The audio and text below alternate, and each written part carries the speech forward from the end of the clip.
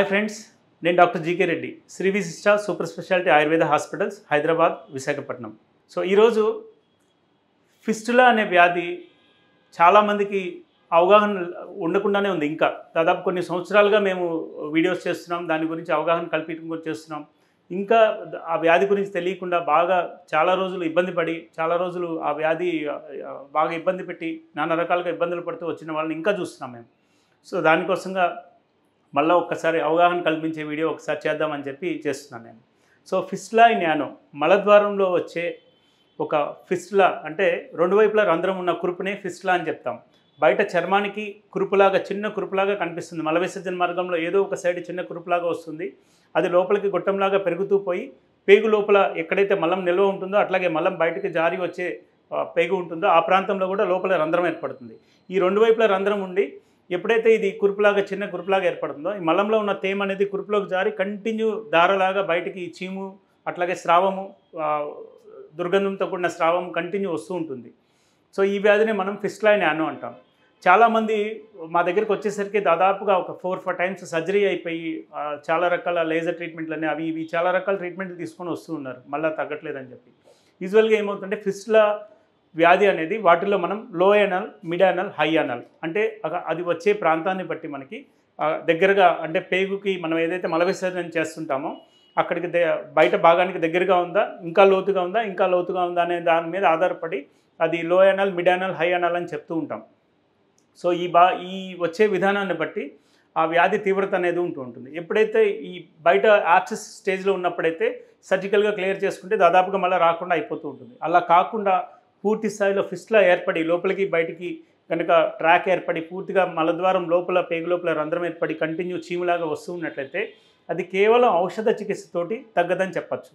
ఒకటి సర్జికల్గా వెళ్ళాలి, fistulectomy or any other procedures, లేదు ఇంకొకటి క్షారసూత్ర పద్ధతి.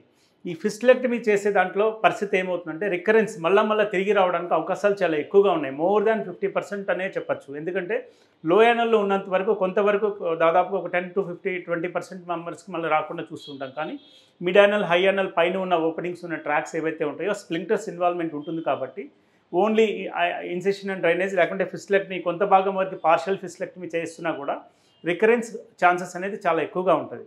అదే మనం క్షారసూత్ర పద్ధతిలో, ఆయుర్వేద పద్ధతిలో చేసే క్షారసూత్ర పద్ధతిలో చేసుకుంటే రికరెన్స్ లేకుండా పూర్తిగా నయం చేసుకునే వెసులుబాటు ఉంటుంది. అది కూడా రెగ్యులర్గా హాస్పిటల్కి ఉండాల్సిన అవసరం లేదు, సర్జికల్గా కాదు. కాబట్టి వారానికి ఒకరోజు హాస్పిటల్కి వచ్చి ట్రీట్మెంట్ తీసుకుంటే మీరు రెగ్యులర్ యాక్టివిటీస్ చేసుకుంటూనే ఈ చికిత్స తీసుకుంటే పూర్తిగా తగ్గిపోవడానికి అవకాశం ఉంది. అసలు ఫిస్టులా ఎలా వస్తుంది, ఫిస్టులా అంటే ఏంటి తెలుసుకునే ప్రయత్నం ఒక్కసారి ఒక డయాగ్రామిక్గా చెప్పే ప్రయత్నం చేస్తాను. ఇది మలం వచ్చే మార్గం, పేగు నుంచి మలం వచ్చే మార్గం. ఈ విధంగా చూసినట్లయితే మనం బయట వైపు మనకి ముడుచుకుంటూ తెరుచుకుంటూ స్ప్లింటర్ అని చెప్తాం, ఎక్స్టర్నల్ స్ప్లింటర్ మల విసర్జన చేసే మార్గం. అట్లాగే 4-5 సెంటీమీటర్స్ లోపల మనకి ఇంకొక స్ప్లింటర్ ఉంటుంది. ఇవి రెండు కరెక్ట్గా ఉంటేనే మనం మల విసర్జన చేయడానికి, ఆపుకోవడానికి ఈ రెండు స్ప్లింటర్స్ కరెక్ట్గా ఉంటేనే మనం చేస్తూ ఉంటాం. ఇది పేగు లోపల మలం నిల్వ ఉండే చోటు. ఇక్కడ వెడల్పు చాలా ఎక్కువగా ఉంటుంది బయట మలం వచ్చే మార్గం కంటే. సో యూజువల్గా ఇప్పుడు నేను చెప్పినట్టు ఫిస్టులా వచ్చేది ఎలా వస్తుంది, ఫిస్టులా అంటే ఏంటి అనేది అయితే మనకి బయట చర్మానికి ఏదో ఒకవైపు చిన్న కురుపు లాంటిది ఏర్పడి గడ్డలాగా తయారవుతూ ఉంటుంది. ఇది చూసినట్లయితే మనకి లోపలికి పెరిగిపోయి లోపల పేగుకి రంధ్రం ఏర్పడుతుంది. ఈ బయటికి లోపలికి యూజువల్గా మనకి చర్మం మీద గడ్డలు ఏర్పడినట్టయితే చర్మం మీద లావుగా తయారైపోయి చీము కారడం చూస్తూ ఉంటాం. బట్ ఇక్కడ మలద్వారం దగ్గర వచ్చే కురుపులు ఏమవుతుంటే అక్కడ ఉన్న మజిల్స్ని బట్టి ఒక ద్వారం లాగా, ఒక లైన్ లాగా పుండు పెరుగుతూ లోపలికి వెళ్ళిపోయి పేగు లోపల రంధ్రం అవుతుంది. దీన్ని మనం ఫిస్టులా ఇన్ యానో అంటాం. సో ఇది ఈ లోపల రంధ్రం ఉండే ఏరియాని బట్టి మనం ఈ భాగాన్ని, ఈ బయట స్ప్లింటర్ దగ్గరగా ఉండే భాగాన్ని లో యానల్ అని చెప్తాం. అట్లాగే ఈ పైన స్ప్లింటర్ దగ్గర ఉండే పై భాగాన్ని హై యానల్ అని చెప్తాం. ఈ మధ్యలో భాగాన్ని మిడ్ యానల్ అని చెప్తాం. సో ఈ లోపల ఏర్పడే ప్లేస్ని బట్టి మనకి ఈ ఫిస్టులా అనేది లో యానల్ ఫిస్టులానా, మిడ్ యానల్ ఫిస్టులానా, హై యానల్ ఫిస్టులానా అనేది చెప్తూ ఉంటాం.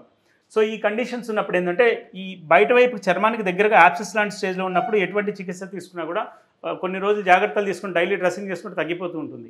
ఎప్పుడైతే మనకి ట్రాక్ లోపల ఏర్పడి పైదాకా వెళ్ళిపోతుందో అది ఖచ్చితంగా మనకి సర్జికల్గా చేస్తే రికరెన్స్ రావడానికి దాదాపుగా ఎక్కువ ఛాన్సెస్. మళ్ళీ మేము వచ్చే కేసెస్ చూసినట్టయితే నెంబర్ ఆఫ్ సర్జరీస్ చేసుకున్న వాళ్ళు కూడా మళ్ళీ తిరిగి వచ్చే కండిషన్స్ ఎక్కువగా చూస్తున్నాం.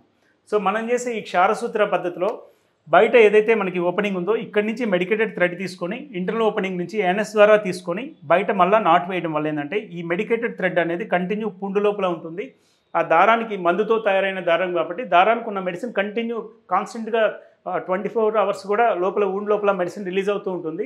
అట్ ది సేమ్ టైం మీరు కూర్చోవడం, లేవడం, తిరగడం ఈ యాక్టివిటీ చేసేటప్పుడు ఆ థ్రెడ్ రప్చర్ అవుతూ కొద్ది కొద్దిగా జరుగుతూ బయటకు వస్తూ ఉంటుంది. At the same time healing కూడా అయిపోతుంది. లోపల నుంచి పుండు మానుతుంది, అదేవిధంగా కట్ అవుతుంది. ఇది కటింగ్ అండ్ హీలింగ్ ప్రాసెస్లో చేసుకోవడం వల్ల మళ్ళా రికరెన్స్ లేకుండా చేసుకోవచ్చు.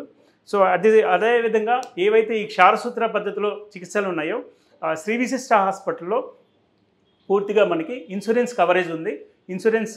ఇన్సూర్డ్ పేషెంట్ ఎవరైతే ఇన్సూరెన్స్ కవరేజ్, హెల్త్ ఇన్సూరెన్స్ ఉన్న వాళ్ళు ఉన్నారో ఈ చికిత్సా విధానాలు అన్నిటికీ కూడా మనకి ఇన్సూరెన్స్ కవరేజ్లో ఉంటుంది.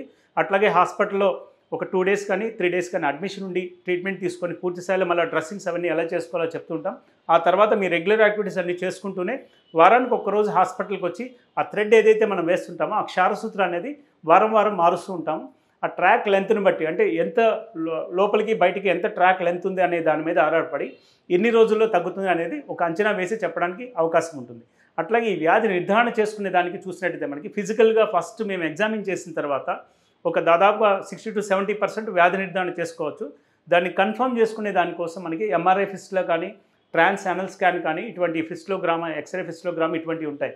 అది ఏది అవసరమో వ్యాధి తీవ్రతను బట్టి మేము చెప్తూ ఉంటాం. అవసరమైన టెస్ట్ చేసుకొని కనుక మనం చికిత్స తీసుకుంటే మళ్ళా తిరిగి రాకుండా ఈ ఫిస్టులా వ్యాధిని బారి నుంచి పూర్తిగా బయటికి రావడానికి అవకాశం ఉంటుంది. చాలామంది మమ్మల్ని అడిగే క్వశ్చన్ ఏంటంటే కేవలం ఔషధాలతోటి పూర్తిగా తగ్గదా?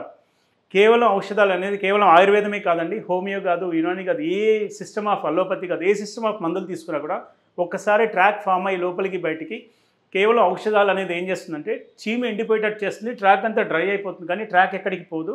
మళ్ళీ 3వ రోజు మన ఆహారపు అలవాట్లు ఇవి చేంజ్ వచ్చినప్పుడు మళ్ళీ తిరిగి పెట్టడానికి అవకాశం ఉంది. ఫస్ట్ ఆఫ్ ఆల్ ఇది రావడానికి మనకి మాంసాహారం, ఆల్కహాల్ ఎక్కువ అలవాట్లు ఉన్న వాళ్ళకి ఈ సమస్య మళ్ళీ తిరిగి వచ్చే అవకాశం ఉంటుంది. వీలైనంత వరకు చికిత్సలో ఉన్నప్పుడు కొద్ది రోజుల పాటు అవి దూరం పెట్టమని చెప్తూ ఉంటాం. రెగ్యులర్గా మీరు యాక్టివిటీస్ అన్నీ చేసుకోవచ్చు. దీనికోసంగా ఎటువంటి బెడ్ రెస్ట్ అవసరం లేదు. మీ పనులు చేసుకుంటూనే ఈ వ్యాధి నుంచి పూర్తిగా బయటికి రావడానికి అవకాశం ఉంది. Thank you friends.